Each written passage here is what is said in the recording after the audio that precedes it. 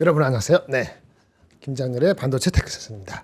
한 주가 금방 갔습니다. 네, 애청해주시고 성원해주신 분 감사하고요.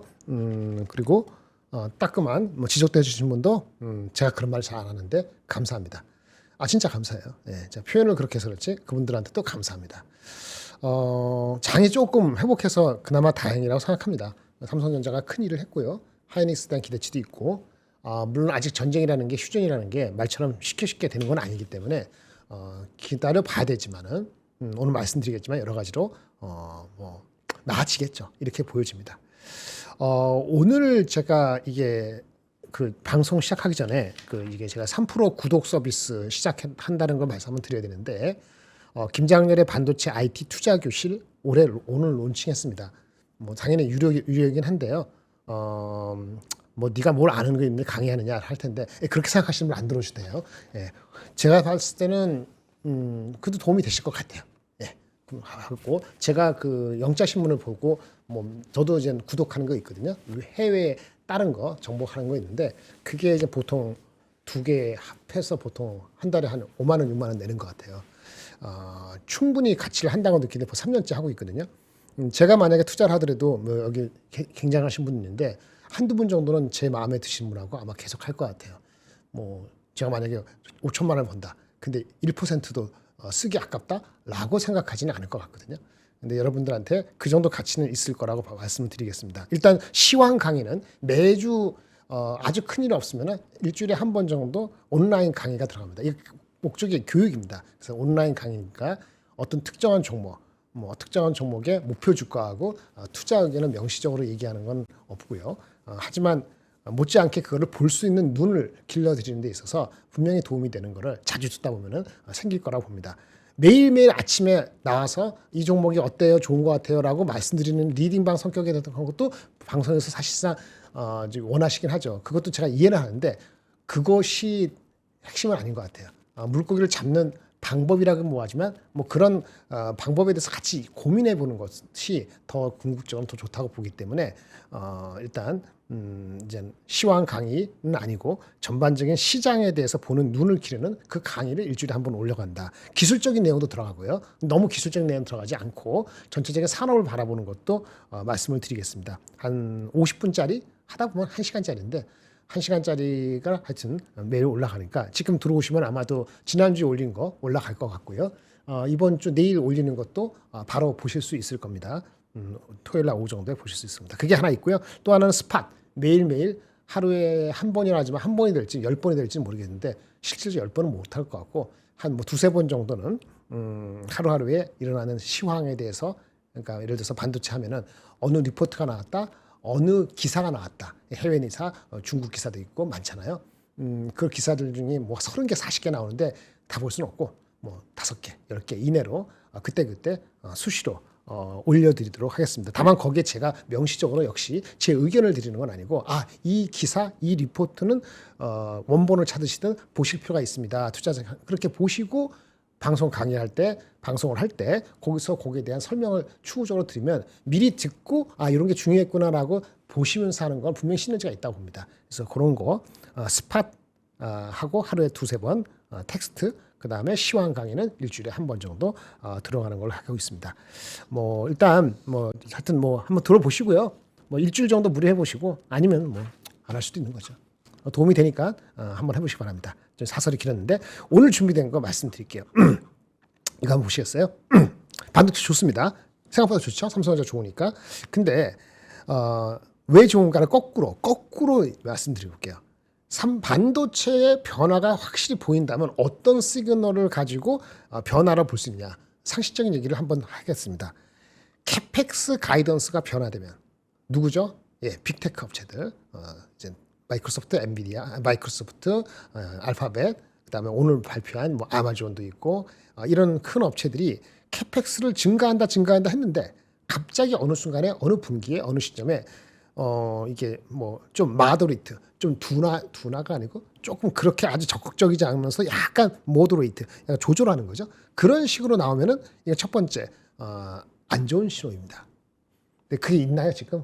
없죠. 그런 시그널이 있나요? 지금 없습니다. 예, 있다면 얘기하는 거예요. 그런 거 보시고. 두 번째, 제가 엊그저께 말씀드린 것 같은데 구글이 제미나이 API를 호출할 때 드는 비용을 토큰에 비례해서 시간에 비례해서 그다음에 얼마나 프로텍션을 주고 안전을 보호해 주느냐에 따라 갖고 토큰 수, 시간, 안전 보장 이런 거에 따라 갖고 가격을 차별한다 그랬잖아요. 누구는 스탠다드가 얼마다 했으면 누구는 가격을 낮추게 해주고 누구는 가격을 높게 받고 전체적으로는 제미나이가 돈을 벌기 위해서 하는 거거든요. 전반적으로 그래서 가격을 유지되는데 할인되느냐 이거는 수요가 둔화되는 거죠. 지금 형태는 할인이 아니고 평균적으로는 걔네 입장에서는 업셀링 가격을 높이기 위해서 가격을 차별하는 거거든요. 어떻게 될지는 지켜봐야 되지만 지금은 가격을 할인하고 있지 않습니다. 근데 그렇게 되면은 수요 둔화 신호입니다. 아까 캐펙스 가이던스 변화, AI의 서비스 가격의 다운은 분명히 안 좋습니다. 이렇게 되면은 여기 순차적이라기보다는 거의 동시에 나타나긴 하는데 우리가 쓰는 거는 삼성전자 하이닉스 반도체 GPU 저기 D램인데 짝꿍이 이루는 게 GPU하고 CPU잖아요.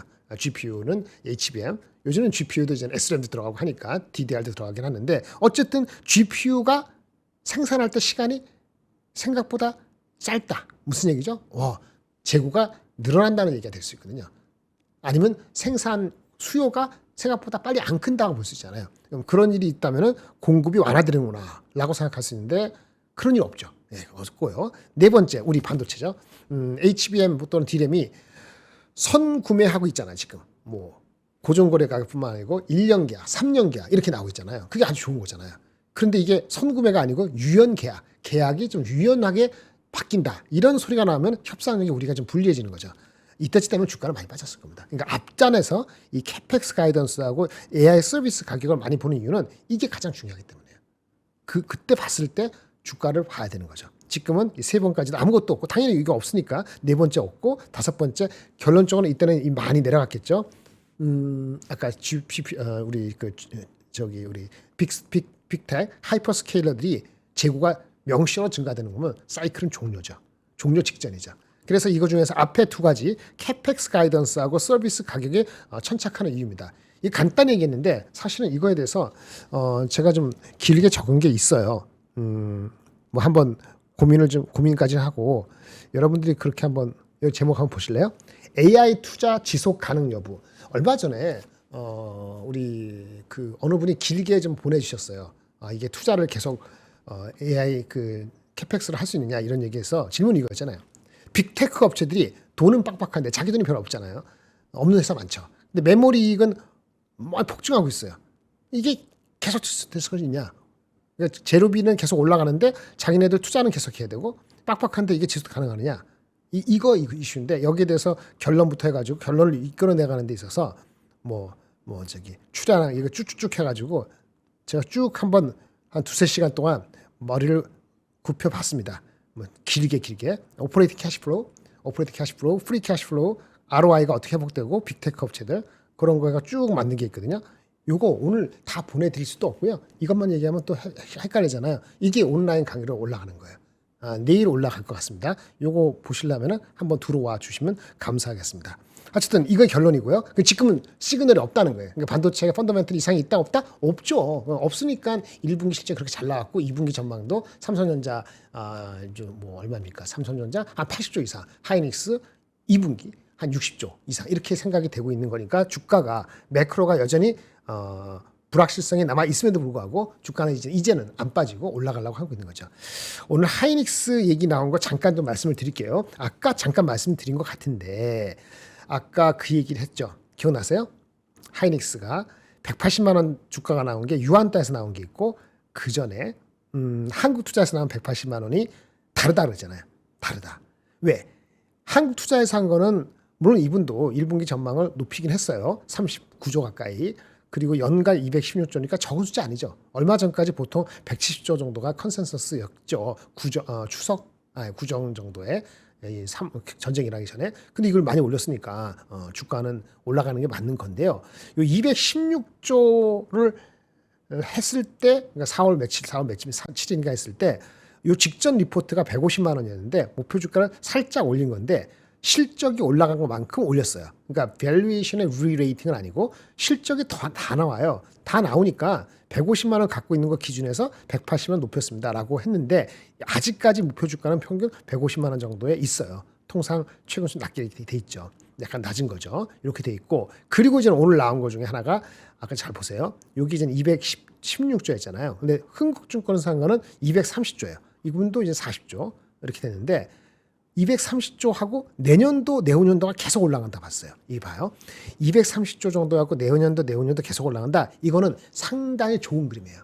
절대 넘버가 아니고 그러면 이게 ROE를 했을 때 ROE를 아까 여기 24년도, 5년도, 6년, 7년, 8년까지 그릴 수 있잖아요. 그려보서 ROE 나누기 COE, Cost of Equity로 하면은 PBR 개념이 떨어지는데 제가 그렇게 계산해 봤는데 이것도 오늘 강의에서 다 말씀드릴 수가 없잖아요. 제가 강의에서 말씀드릴게요. 주말에. 이렇게 하면은 이게 140만 원 충분하고 남습니다. 이 정도 그림이 나오면은 제가 봤을 때 Sustainable ROE 했을 때 24년부터 8년까지 이 ROE 하면은 이거 오히려 더 높게 나와요. 그러니까 무슨 얘기냐? 넘버가 이렇게 나오면은 결국은 시간 문제지 애널리스트가 얘기하는 뭐 140, 150은 크게 무리가 아니다라는 계산이 나옵니다. 전제 조건은 230조 계속 올라간다는 전제가 뜨는 거죠. 근데 320조 이렇게 생각을 하고 있는데 리포터 또 나온 게 있죠. 유한 따라서 한 번 더 나갔어요. 실적이 230조, 내년에 420조. 여기서 잠깐 제가 주춤했죠. 내년의 실적은 400조 맞는가? KB에서 더 나왔죠. 190만 원인데 올해 숫자는 250조, 내년 숫자는 이게 450조인지 하여튼 넘을 겁니다. 이렇게 했는데 제가 아쉬웠던 거는 26년도, 27년도 이렇게 했으면 28년도도 한번 그려주지. 근데 아마 부담했을 겁니다. 27년도 이렇게 하니까 28년도 그림을 안 그려줬어요. 제가 다시 봤는데 안 그려졌어요. 그러면 어쩔 수 없이 이거 ROE가 그 다음 거가 좀 없으니까 보수적으로 잡을 수밖에 없거든요. 근데 보수적으로 잡더라도 넘버가 이게 워낙 높기 때문에 전체적으로 180만 원 수치가 계산적으로는 안 나오지 않습니다. 제 계산으로는 하여튼 근처에 나와요. 그래서 결국 뭐냐? 올해 어닝 240, 50조 가지고는 150만 원 정도까지는 바라볼 수 있다. 근데 그 이상을 바라보려면은 내년도 숫자가 진짜 350조, 450조, 100조 정도가 나오면은 그때 되면은 사이클 특성 없음라고 판단 지를 사람이 지금보다는 분명히 늘어날 것 같습니다. 내년까지 기다릴 필요는 없어요. 하지만 지금보다 좀 시간이 가면 갈수록 업그레이드가 될 가능성이 있다는 얘기입니다. 사소하게 삼성전자는 D램의 ASP가 100%, 90% 올라갔다 했잖아요. 근데 하이닉스는 70% 이렇게 올라가고 낸드는 65%. 왜 덜 올라가느냐? 하이닉스는 HBM의 비중이 삼성보다 조금 더 많기 때문에 그렇습니다. 이렇게 보시면 되고요.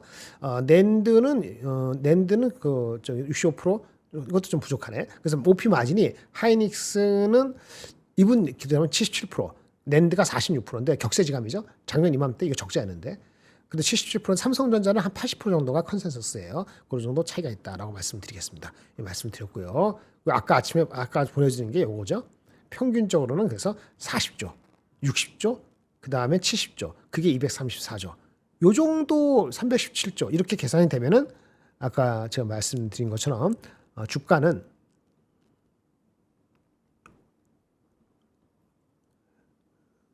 내가 볼까요? 네.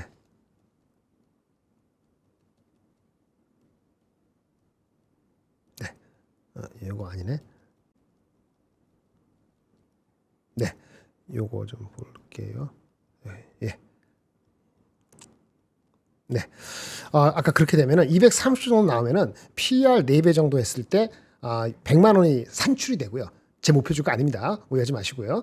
그다음에 6배 되면은 160만 원 나오니까 레인지가 이렇게 나온다는데 아까 컨센서스가 올해가 이거 이상으로 간다는 사람도 있으니까 이 레인지에서 더 밑으로 내려가는 건 타당성이 결여된다. 단 매크로하고 환율이라든지 이런 게 계속 이슈가 되면은 빨리 올라가지 못하겠죠. 이 차이만 있다라고 보여주고 요 정도의 갭은 밸류에이션상으로 삼성전자 6배, 8배 그 바로 쫓아가는 그런 그림하고 같다라고 말씀을 드리겠습니다. 여기까지 말씀을 드리면 됐죠.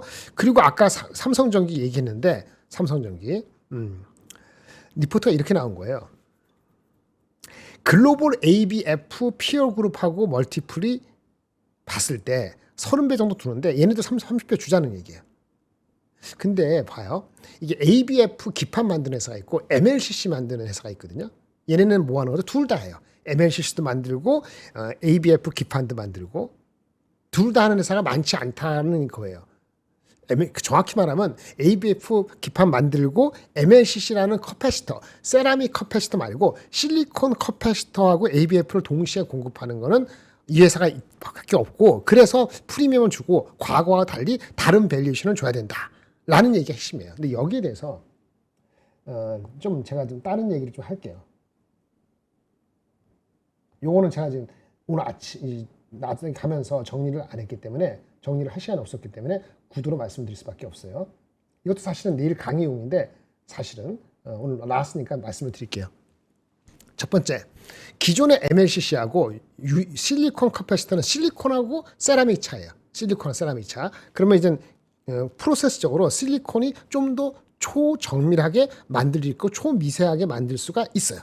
세라믹 적층보다는 반도체 공정이 좀 더 쉽지 않다는 얘기예요. 근데 요즘에 AI 서버가 되면서 예전하고 달리 뭐가 문제가 되느냐?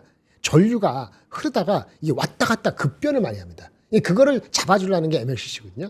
커패시터 저장한다는 거는 저장 용량이 있고요. MLCC 커패시터 자체가. 그다음에 전류 이게 변화되는 거를 안정화시켜주는 게 이 손톱만한 거보다 작은 MLCC거든요. 근데 세라믹으로 했는데 세라믹 자체가 기본적으로 이제 좀 노이즈에 고주파에 약하단 말이에요. 고주파에서 노이즈가 안 생기면서 전류를 안정적으로 잡아줄 수 있는 거는 결국은 실리콘 커패시터라는 얘기예요. 그래서 이거를 개발했었어요. 근데 이게 언제 나온 얘기냐면 24년도에 이미 나왔었어요. 제품적으로는 24년에 나오고 이제 물량을 좀 팔고 하는 것이 25년부터 돼가지고 시장에서는 실리콘 커패시터 얘기가 작년부터 주가에 조금 반영되고 있었어요. 뭔 얘기인지 아시겠죠? 새로운 건 아니고 어떤 실리콘 커패시터는 고주파 영역에 대응하기가 쉽다. 그리고 AI 서버가 되니까 칩들이 가까워져야 된다 그런 얘기 많이 하잖아요. 우리 광 얘기할 때 CPU 얘기할 때 에이직 칩하고 바깥쪽에 있는 플러그가 하는 그 뭐죠? 트랜시버하고 같이 앞에 붙어서 해야지. 그래야지 초지연이 안 되게 붙잖아요. 마찬가지입니다. 우리도 이런 것이 고주파에 대응하면서 칩 자체에 근접하게 배치하게 하려면은 이렇게 하려면 실리콘 커패시티가 훨씬 유리한 거예요. 무슨 얘기 아시겠죠? 그래서 PCB 안에 인베디드 시켜서 전체적으로 인터포즈에 접근을 시키는 이런 방식을 하면 실리콘 커패시티 해야 된다. 그래서 만든 거예요. 그런데 실리콘 커패시티가 또 단점이 있죠. 비싸겠죠, 당연히. 비쌉니다. 가격이 비싸요. 그리고 아직 표준화가 되어 있지 않기 때문에 대량으로 쓸지 모르겠어요. 물론 엔비디아나 이런 쪽에 관심이 있고 그쪽에 출하가 되면은 이것이 시장이 커질 수 있어요. 시장이 뭐 1,000억, 2,000억, 5,000억에서 갑자기 1조, 2조 될 수 있거든요. 근데 그거 속도를 아직 모르지만 그런 얘기예요. 그리고 삼성전기가 MLCC에서 1위고 뭐 여러 가지 하는데 삼성전기 주가의 핵심은 여태까지는 MLCC가 캐시카우로서 핵심이었고, 그 다음에 또 하나는 FCBGA, 플립치 BGA가 AI 서버 때문에 성장한다는 게 두 번째 핵심이고, 이 실리콘 커패시터 플러스 ABF 기판이라는 그 내러티브가 이렇게 붙게 되는데, 이 각도와 속도적인 측면에서는 실리콘 커패시티가 MLCC를 대체하는 건 아니에요. 완전 대표하는 게 아니라는 그 측면이 있고, 그리고 다른 업체들도 준비를 하고 있기 때문에 삼성전기가 강자인 건 맞지만은 둘 다 하는 거 맞지만은 그래서 프리미엄을 줄 정도인지 이거는 저는 잘 모르겠어요. 이런 얘기를 드리고요. 그리고 또 하나는 결국은 고객들이 이 아까 커패시티하고 ABF 기판 이거를 통합적으로 공급하는 거 우리가 좋다고 얘기했는데 고객들이 이거를 통합하지 않고 각각 구입하는 이 패턴에서 벗어날 정도로 모티브가 있는가를 본다면 그건 좀 지켜봐야 돼요. 무슨 얘기 아시겠죠? 그래서 우리가 완전 통합해서 구매하는 그런 패턴이 진짜 빨리 일어날 수 있느냐, 기판 따로 커패시터 따로 구입하는 게 더 편명할 것이냐, 그거를 좀 지켜봐야 된다는 게 있고요. 그 다음에 하여튼 그게 가장 큰 것 같고, 어쨌든 간에 아직은 그 실리콘 커패시티가 니치이기 때문에 좀 봐야 된다는 얘기고, 경쟁사가 실리콘 커패시터 하는 회사들이 아직은 많지가 않기 때문에 우리가 유일하게 많이 다른 데 준비를 하고 있다 이렇게 말씀드리겠습니다. 중요한 건 실리콘 커패시터를 가는 방향을 찾는 거는 포지티브예요. AI에서 중요한 건 맞고요. 삼성 포지션이 한 게 많으니까 어느 정도 받는 거 맞는데 이게 삼성전자가 밸류에이션을 똑같이 받거나 그 이상으로 가야 될 것인지 이거는 조금 섣부를 수 있다라는 생각을 드리고요. 이 정도 말씀을 드리고 사실은 여기 리포트에 보면 더 자세하게 나와요. 뭐 ESL이 어쩌고 뭐 하는데 그거는 강의 시간에 한번 말씀을 드리도록 할게요.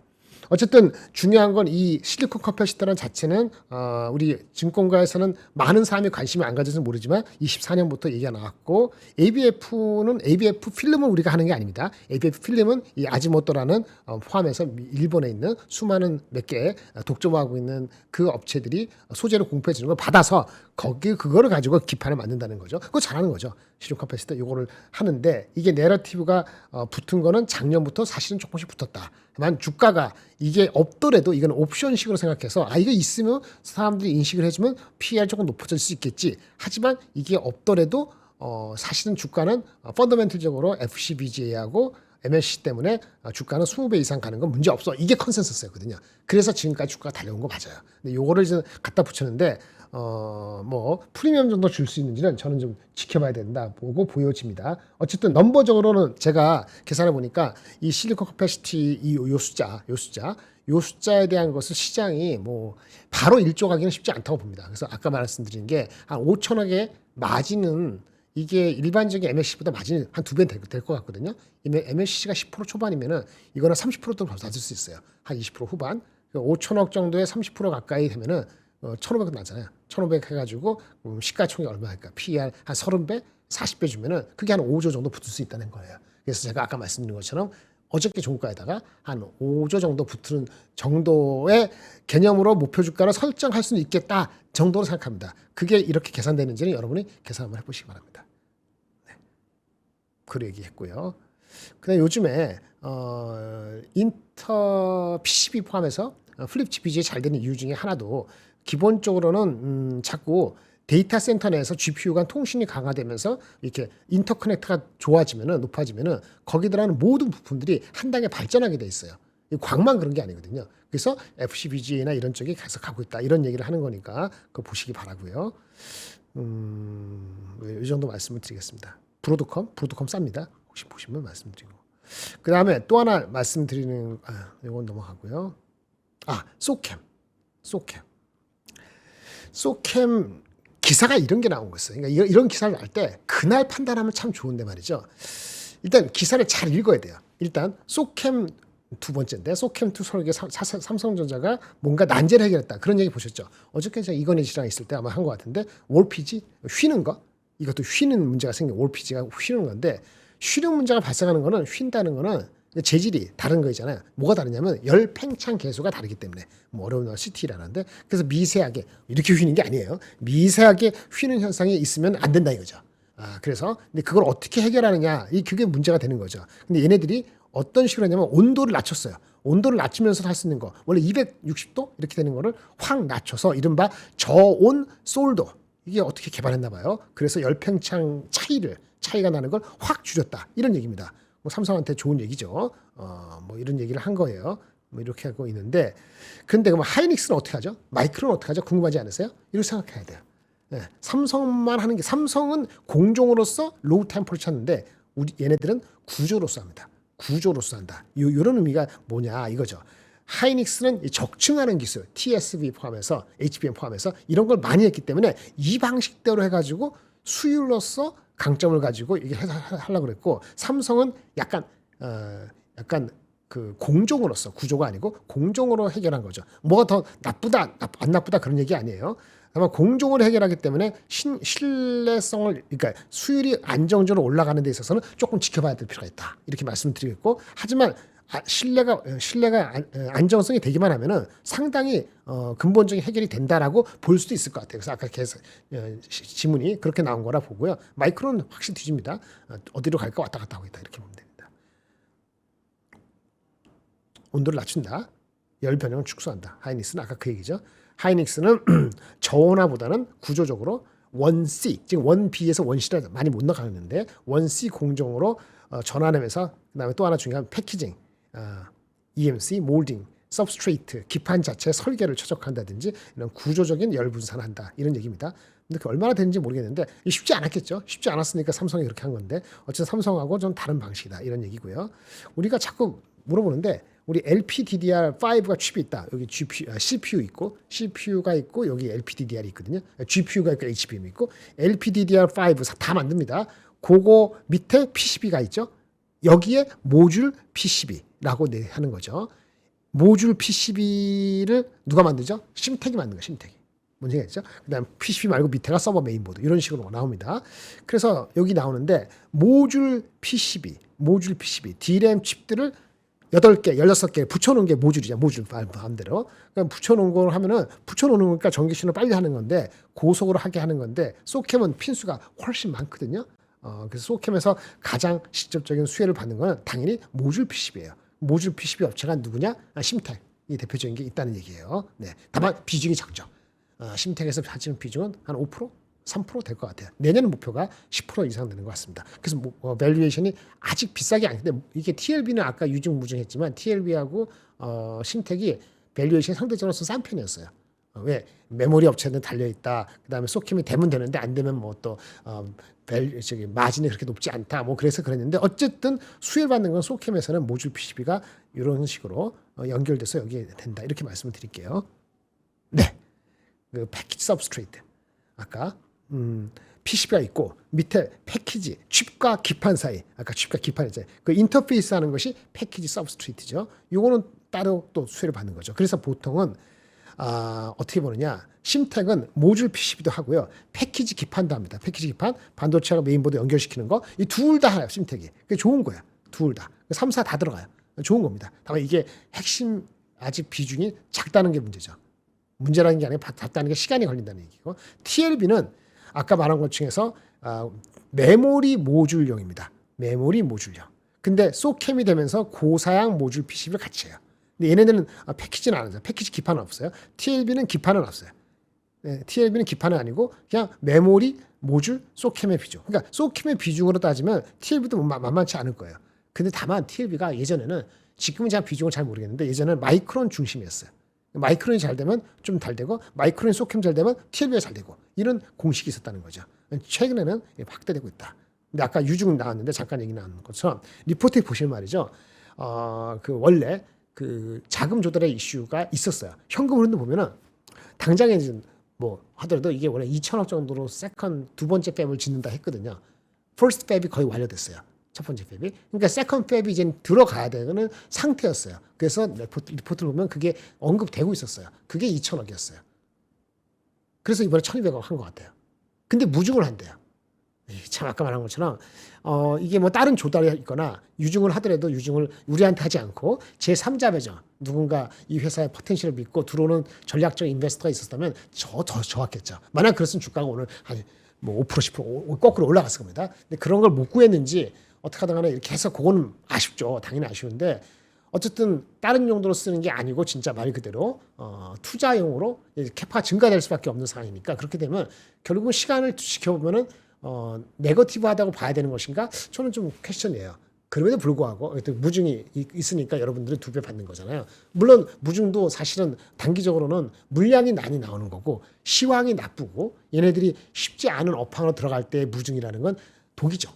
오히려 단기적으로 물량이 많으니까. 근데 지금은 이 시황이 다른 상황이기 때문에 그렇게 볼 건 없다고 봅니다. 다만 시간이 걸릴 수 있다 보고요. 가격이 57,000원인지 얼마인지 지금보다 가격이 낮잖아요. 훨씬 낮으니까 분명히 압력을 단기적으로 받긴 받는데 애널리스트 목표 주가를 저는 신뢰하는 게 아니고 그걸 기준으로 삼습니다. 오늘 나온 거 어저께 나온 게 7만 원인가 얼마 있었어요. 그거는 아마 그분이 그거를 생각했는지 이 유증을 임박한 거 알았는지 저는 그것까지 몰라요. 근데 그 전에 나온 게 9만 원이면 그 애널리스트 9만 원 할 때 9만 원대 할 때는 항상 제가 했잖아요. 애누리를 갖고 한다고 80% 70% 이전 목표 주가나 아니면 자기 애누리를 갖고 뭐가 잘못되더라도 나중에 올라가더라도 그 정도 다시 내려오더니 여긴 버티겠어. 그 생각을 하고 하거든요. 9만 원 했다는 얘기는 8, 9, 72, 7만 2천 원. 뭐가 잘못되면 7, 9, 64, 6만 3천 원. 6만 3천 원 정도 안 깨질 거라는 정도의 의견들이 그러니까 리포트가 하나가 아니고 지금 한 5개 있는데 대부분 그렇게 적고 있단 말이에요. 그러면 저 같으면은 만약에 레퍼런스 한번 가진다면 곱하기 9 곱하기 0.7 하면은 63,000원, 62,000원, 뭐 6만 원 이런 걸 지킬 수 있다면 시간의 이슈지 다시 돌아올 가능성이 있지 않을까. 근데 저를 믿지만 마세요. 이게 하나의 레퍼런스가 될 수 있지 않을까라고 생각하는 거죠. 매크로가 막 전쟁이 할파되면 63,000원 지킨다는 보장이 어디 있습니까? 근데 그걸 깨지면 좀 골 때리지는 게 아까 유중 가격이 58,000원인가 그러니까 그런 것도 있는 거예요. 어쨌든 돌아갔을 때 이 TLB가 나름대로의 포지션을 갖고 있는 회사다라고 그걸 말씀을 드릴 수 있어요. 정리하면은 심텍은 PCB하고 서브스트레이트 기판을 다 하는 거고 3사 다 하고 TLB가 여기는 심텍이 좋은 걸 보였지만 TLB가 모듈 PCB 이게 소캠 할 때는 후발이긴 하지만 성장성에서는 더 레버리지가 있다. 증설 문제가 있는 건데 증설되면 확 올라간다는 얘기인데 증설할 때 돈이 필요했다. 이런 얘기를 하는 거예요. 요거는 사실은 오늘 유증이 안 나왔으면은 이 얘기를 해드리려 하는데 TLB 리포트에서 VVH 8,000 기가 BPS 나오는데 이게 뭔 소린가? 사실은 주식을 살 때 이거를 바로 필요 없어요. 근데 주식을 잘 안 갈 때 이걸 끝까지 버틸 것이냐? 삼성도 마찬가지잖아요. 살 때 그냥 샀어. 근데 버틸 것이냐? 사고 나서 보니까 관심이 많죠. 김장현 얘기도 들어보고 딴 사람 얘기 들어보고 왜? 돈이 들어가니까. 그럼 나중에는 공부를 한다는 게 공부가 아니고 내가 궁금해하는 게 정당한 거예요. BVH는 뭘까? 이건 뭐냐면은 우리가 GPU가 여기 있잖아요. HBM 여기 있고, 그렇죠? 여기 밑에 서브스트레이트 기판이 있고 여기 밑에 PCB가 있는 겁니다. 그럼 GPU 우리 HBM 여기 기판 PCB인데 기판하고 요거 HBM하고 GPU하고 HBM 요 밑에 하나 위에 하나 더 있는 게 뭔지 아세요? 인터포저라고. 또 연결시키는 거 GPU하고 HBM. 인터포즈가 이게 비싸기도 하고 이게 만들기도 쉽지 않거든요. TSMC가 하잖아요. 그 인터포즈를 안 하겠다는 거예요. 그러니까 HBM을 GPU에 더 직접 붙이는 구조를 하는 것이 BVH라고 합니다. 얘네가 그걸 하고 있다는 거예요. 저도 이제 처음 알았어요. 리포트 보면서 찾아보니까 버퍼레스, 버퍼 없이 vertically 하이브리드 된다는 거죠. GPU 직접 붙이는 거예요. 이론적으로. 이게 어떻게 되냐? 이렇게 되면은 핵심은 뭐냐면 속도를 초고속으로 보내기 위한 방법이거든요. 그럼 이런 8,000기가 bps는 그래서 얼마나 속도가 되는가 이런 얘기예요. 그러니까 이런 식으로 AI 서버가 초고속, 초고난도 기판이 되면은 TLB가 수혜가 될 수 있다는 논리가 형성이 되는 거예요. 그래서 BVH 이게 있구나. 근데 저도 궁금하죠. 인터포저가 완전히 없어지는 건가? 그건 아닐 거예요. 기존에는 GPU 인터포저 HBM에서 중간에 분명히 인터포 있어요. 이거 한계가 있다는 얘기죠. 그래서 이거를 직접 붙이면은 중간 버퍼가 최소화되니까 속도 높여지고 이렇게 이론적 다 좋은 거죠. 그 TLB 수혜 간다는 얘기예요. 그런 얘기입니다. 그래서 그런 것도 한번 보시기 바랍니다. 어쨌든 이렇게 난이도가 높아지면 신호 간섭 문제 생기고 그 다음에 또 붙여버리면 말이죠. 근데 열 문제도 생기고 그러니까 만만한 게 아닙니다. 붙이는 게 쉬운 게 아니죠. 신호 고속하면 신호 간섭도 몰리고 제조 난이도 없어진다, 높아진다. 그러니 TLB가 그걸 극복하면은 밸류가 달라질 수 있겠죠. 이제 아직 그렇게 가고 있는 중간에 돈이 필요했다. 이렇게 저는 이해합니다. 일반 PCB는 저가고요. 서버보다 더 높은 PCB가 아까 VVH, 버퍼리스, 버티컬, 하이브리드 대응 방식이다. TLB 마진이 심텍도 다 낮아요. 근데 앞으로는 좋아질 수 있다. 뭐 이런 얘기를 한 겁니다. 그래서 우리가 GPU, CPU 있잖아요. GPU, CPU 그 옆에 D램이 있는데 GPU, CPU하고 바로 붙는 거는 기판이에요. 플립칩 BGA, 삼성전기하고 대덕전자가 여기 위치하는 거예요. 뭔 얘기인지 아시겠죠? 그 다음에 옆에 있는 HBM, GPU 옆에 있는 HBM, CPU 옆에 있는 소캠, CPU 옆에 있는 이제 D램, LPDDR, 로우 파워 D램, 그게 소캠 형식 되는 거잖아요. 이런 거는 메모리 기판하고 관련되는가 심텍에 관련되는 거죠. 이 심텍은 메모리 영역이고 삼성전기하고는 연산치 영역이다. 이 경쟁하는 경쟁 아니에요. 꼭 경쟁이 아니에요. 서로 보완한다. 이런 얘기를 하는 거죠. 이런 얘기들. 뭐 이 정도가 오늘 준비한 내용이에요. 뭐 빨리빨리 해서 좀 그렇죠. 근데 강의를 하면은 좀 더 제가 혼자 여기서 떠드는 것보다 좀 더 할 수 있으니까 그 좀 들어오시면 좋을 것 같고요. 어떤 게 있는가 좀 맛배기 좀 보여드릴게요. 아까 이거는 진짜 드린 거고, 아까 내일 강의 예정이라는 거 질문의 핵심 다시 한번 말씀드리는데 투자 축소하냐? 그보다는 구조적으로 재배치하고 있다. 빅테크 업체들이 오퍼레이트 캐시플로 빡빡한데 투자 감소가 아직 이유가 아닌 게 뭐냐? 뭐 이런 게 쭉쭉 하는 거 이런 게 하나 있고요. 그러니까 몇 가지 한꺼번에 못해요. 한 주 한 주 올리는 거니까. 그리고 제가 다 말씀 못 드렸는데 오늘 리포트 아까 나온 거 있잖아요. 리포트 나오는데 사실 리포트를 여러분한테 다 드릴 수는 없어요. 이게 리포트 이제 카피라이트가 있기 때문에 방송에서 살짝 그 핵심을 말씀드리는 건 그 리포트 홍보하는 거니까 그 이슈가 안 되는데 이런 풀 문장을 여러분들한테 공유할 시간이 없어요. 하지만 제가 집에 가서 올릴 때는 물론 그때도 이걸 보여드릴 수 없지만 제가 보면서 천천히 말씀드릴 수 있죠. 아까 말씀 기억나세요? 삼성전자 맞아. 267조, 423조 유한대에서 나온 거 있잖아요. 뭐 이렇게 나왔다 이거지. 그러면 결론은 내가 이거죠. ROE가 24년 3, 4, 5, 6, 7 이렇게 되지. 맞나? 맞아요. 23년도에 하이닉스가 마이너스 15%였어요. ROE가. 4년도에 31%. 이미 하이닉스는 ROE는 31% 됐어요. 작년에 44%. 자, 봐요. 그러면 24년도 5, 6, 7, 아니 23, 4, 5, 3, 4, 5 할 때 4, 5년도에 이미 ROE가 30%, 40%인데 PBR 얼마 됐어요? 절대 2.5배 간 적 없죠. 왜 그랬을까요? 서스테이너블하지 않다고 본 거예요. 그럼 언제까지 서스테이너블 안 볼 거냐? 보통 5년치를 본다니까요. 5년치. 5년치. 3년, 4년 좋다가도 한 번에 훅 내려간다. 이거를 아직도 투자가들이 반 이상이 그렇게 걱정하고 있거나 아니면 신경 쓰고 있어요. 마이너스 15가 있다. 그럼 가정합시다. 이렇게 될 수도 있다. 가정하고 또 한 번, 5년에 한 번씩. 그런데 지금 실적이 아까 말한 것처럼 작년에 47조였는데 267조, 423조 이렇게 나오면은 ROE가 얼마 나오냐면 91%. 올해 91%. 적게 잡은 사람도 77%, 80%. 내년에 이익이 이렇게 올라가면 427조가 되면 이건 너무 올라가잖아요. 그러니까 ROE가 별 많이 안 떨어져요. ROE가 40%가 안 떨어진다고. ROE가 40%가 안 떨어지니까 이거 마이너스가 있더라도 평균하면 평균이 43%야. 43%면 이제는 ROE를 COE로 나눠야 되는데 코스트 오브 에퀴티를 자꾸 이건 강의 시 말씀드릴 텐데 우리나라 그 코스트 오브 에퀴티가 8, 7 가기 쉽지 않습니다. 그건 우리나라뿐만 아니고 어느 나라 마찬가지지만 아주 선진국 말고는 8, 7 안 가요. 9 이하 가기 쉽지 않아요. 그래서 삼성전자 할 때 제가 8.4로 했는데 그거는 레벨이 좀 다르니까 컨트리 리스크도 좀 적게 했는데 하이닉스 같은 경우는 10배 이하가 10% 이하 가기 어렵다 봅니다. 근데 10%, 13%, 16% 하면 하겠다라 갖고 43%에 대한 ROE가 달라지죠. 외부 환경이 좋고 그럴 때는 10%만 나누면 PBR이 4.5배 되고 만약에 외부 환경이 진짜 일파만파 경제가 망가지고 그 전쟁이 몇 년 되고 이렇게 되면은 분명히 COE는 10% 초반 이상 될 수도 있습니다. 그렇게 하면 같은 43%가 5년간 90%, 60% 나오더라도 투자가들은 절대로 이거를 서스테이너블하게 안 볼 겁니다. 여러분이 보고 싶어도 그렇게 안 볼 거예요. 이거 마이너스 있다는 걸 반복되고 27년이 아니면 28년, 29년에 있을 수 있다고 본단 말이에요. 그래서 일단은 그렇게 해서 이 사람들이 틀릴 수도 있는데 일단 그렇게 보고 주가를 본다는 거예요. 그건 평균에서 43%예요. 43% ROE 하면 이렇게 4.5 하잖아요. 그렇게 나쁘게 봐가지고 2.8배, 43%인데 할인을 15%나 해가지고 2.8배 아니면 13%? 요거는 사람들 찝찝하지만 그래 3.4배 요렇게 하더라도 진짜 어닝이 여러분들 아직 안 비슷하지? 260, 430조 이렇게 된다 하면 내년 올해 말고 내년에 이렇게 되면은 목표 주가가 안 나와도 120만 원 나와. 안 나와도. 그러니까 이 넘버가 260조, 430조가 아니고 이게 되려고 했는데 나중에 알고 보니까 잘못됐어요. 내년이 254조예요. 이러면 꽝이지. 267조가 아무리 좋도 내년에 254조 되면은 ROE가 푹 떨어집니다. 그럼 이게 확 떨어지기 때문에 목표 주가 나오지 않게 돼요.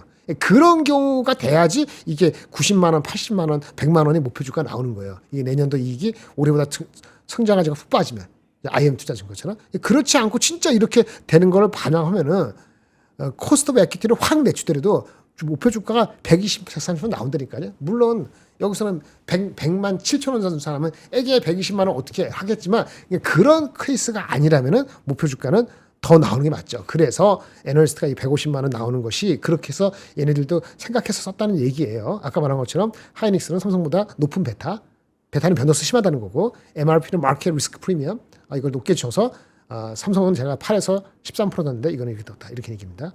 마찬가지로 아까 이렇게 어닝이 이렇게 260조 400조 이상 남았는데 흥국 같은 경우는 어닝이 좀 낮았잖아요. 흥국이 309조.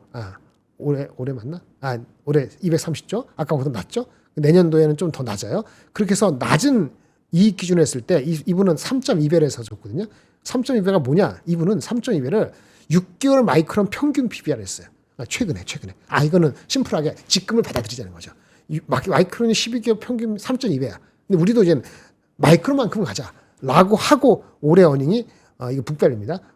했을 때는 140만 원 나온다. 이런 얘기예요. 다소 보수적인 것 같지만은 이것도 타당성이 있어 보이긴 합니다. 이거를 아까 제가 말한 이런 아까 말한 이렇게 이런 식으로 하더라도 이 목표 주가 140만 원 뭐 크게 다르지 않게 나올 수 있어요. 타당성 있는 목표 주가였다. 이렇게 보여집니다. 뭐 이 정도를 말씀드리면 오늘 뭐 대충 말씀드린 건 다 말씀드린 것 같고 뭐 있을까? 네. 이 정도면 뭐 대충 말씀드린 것 같아요. 예. 오늘 이 정도 하고 이제 끝나도 될 것 같고요. 내일 강의 내일 아침에 해서 오후에 올릴 테니까 아까 말씀드린 그런 근본적인 이슈에 대해서도 한번 같이 생각해 보시고요. 많이 그 구독 들어와 주시고 뭐 세종대학교에서 하는 강의도 아직 신청 안 하신 분은 그때 저뿐만 아니고 많은 분들이 들어오잖아요. 여기 장호준 씨도 있고 뭐 박병창 씨도 있고 많은데 저는 오후 강의예요. 저는 이제 다음 주 세종대학교 하는 거는 세종대학교 강의 시간은 오후에 하는데 그것도 많이 해서 이 어려운 시기에 결정적인 순간에 한번 친해지면은 친구처럼 지낼 수 있죠. 나이 친구가 뭐 꼭 뭐 비슷한 나이 또래 되나요? 저는 저보다 30살 어린 사람도 또 저는 궁금한데 30살 넘은 90살 저보다 90살 되는 어른들하고도 계시면은 같이 얘기하고 싶은데 친구가 될 수 있다 봅니다. 의견이 똑같지 않더라도 관심사가 똑같으면 관심사가 비슷하면 친구 될 수 있거든요. 우리 같이 친구해가지고 오랫동안 같이 한번 해봤으면 좋겠다는 게 제 희망입니다. 경청해서 감사하고요. 주말 잘 보내시고요. 강의도 들어주시고 네 그랬으면 좋겠습니다. 편히 쉬시기 바랍니다. 감사합니다.